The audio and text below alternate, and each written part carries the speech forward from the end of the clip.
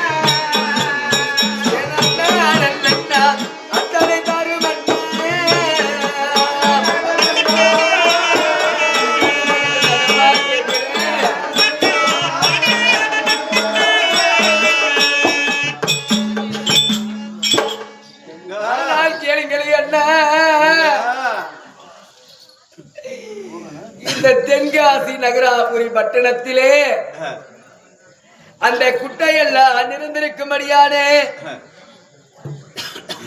எனக்கு குறியாடு சீதனைகள் ஆகப்பட்டது எனக்கு கொடுக்க வேண்டும் அண்ணா, கொடுக்க வேண்டும்.